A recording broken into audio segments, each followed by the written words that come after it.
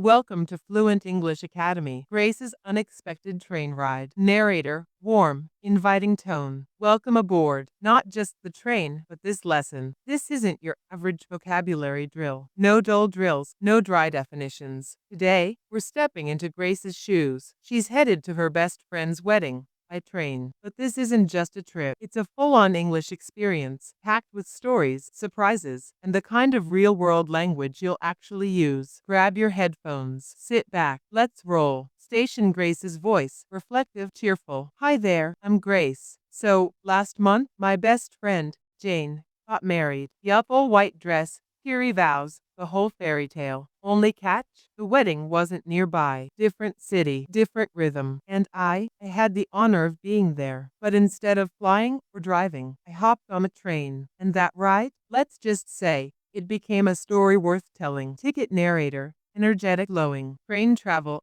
elegant, scenic, full of little rituals. First step, you need a ticket. Now, you've got options. Old school, wait in line, talk to a human at the station. Middle ground, find a kiosk, press a few buttons, print and go. Or modern, book online. Like Grace did, she locked in her ticket a month early. Smart move. Why? Cheaper fare, better seat, no last minute stress. First class was tempting, sure. The plush seat, the extra legroom. But Grace, she had gifts to buy. So, second class it was. Sensible. And yes, return ticket. Always plan your way back, even if life might have other plans. Cityscape. Grace's voice, excited, a little anxious. I showed up early, like 1 full hour early. Better safe than sorry, right? The station was buzzing, footsteps echoing, suitcases rumbling, espresso machines hissing. My train departed at 10 a.m. from platform 9. Triple-checked it on the big board, twice on my phone. No chances taken. Platform 9 was waiting, and so was my journey. Locomotive narrator, building anticipation. The train stood still,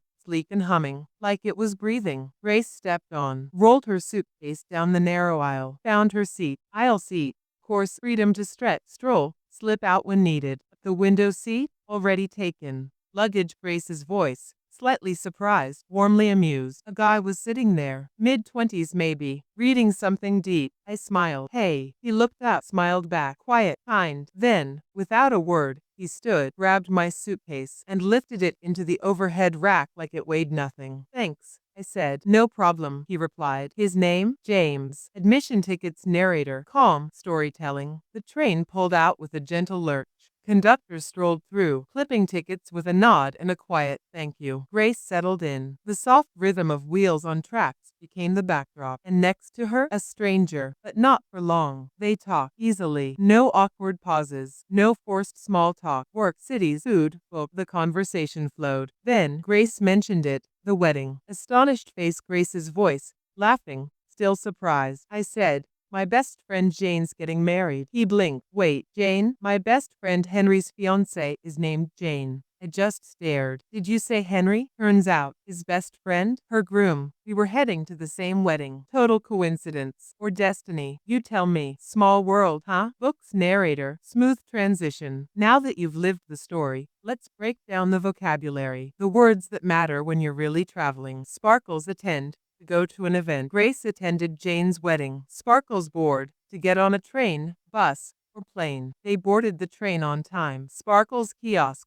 A small machine for buying tickets. I used the kiosk by the station entrance. Sparkles fare. The price of the journey. The train fare was cheaper online. Sparkles return ticket. A round-trip ticket. Grace bought a return ticket. Smart move. Sparkles departure time. When your train leaves. Sparkles arrival time. When it gets there. Double check both before you go. Sparkles platform. The area you wait at for your train. Platform 9. Just like in the story. Sparkles aisle seat. Seat by the walkway. She picked an aisle seat to move easily. Sparkles overhead rack. Storage above your seat. James placed her suitcase in the overhead rack. Sparkles conductor. The person who checks your ticket. He nodded politely as he walked by. Sparkles. It's a small world. Phrase for surprising coincidences. Running into someone you know. Small world moment. Speaking head. Grace's voice, Slower, clearer, inviting. Let's practice now. Repeat after me, sentence by sentence. Speak out loud if you can. Don't whisper, own it. Hi, I'm Grace. Last month, my best friend Jane got married. Her wedding was in a different city. I traveled there by train. I bought my ticket a month in advance. You can also buy tickets at the station or use a kiosk. Super simple. I chose second class to save money. I got a return ticket. I arrived an hour early just to be safe. My departure time was 10 a.m. Platform 9, easy to remember. My seat was an aisle seat. A guy named James helped with my suitcase. The conductor checked our tickets. James and I talked the entire ride. He was going to the same wedding. His best friend is Jane's groom. Wow, it's a small world. Repeat button narrator, encouraging, calm. Want to really lock it in? Let's hear the story one more time without interruptions. This time, listen for the feeling, the flow, the music of English as it's truly spoken, Grace's excitement, the station's noise, that whoa moment when everything clicked. Ready? Replay. Absorb. Feel it. Microphone final words, warm, friendly tone. And that, friends, is how you learn real English. Through stories, emotion, connection, vocabulary, heavy checkmark, listening, sharpened, speaking, practiced, confidence, growing. Language isn't just grammar, it's living moments. And today, you lived one with Grace. So like, share, and subscribe, not because you have to, but because there's more to come. More stories, more language, more life. Until next time, keep learning, keep listening, and remember, it's a small